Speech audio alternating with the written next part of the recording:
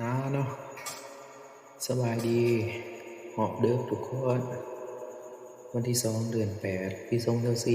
2024บ่มีคำว่าสายสำหรับการทำเฮียนเนาะใครอยากมีอาชีพดีๆเป็นนายตัวเองบ่ตากแดดตากฝนมาเฮียนตัดผมทรายเด้อจ้าเด้อปากเซ่แขวงจำปาสักบ้านผู้ม่วงติดต่อตามเบอร์นี้เลย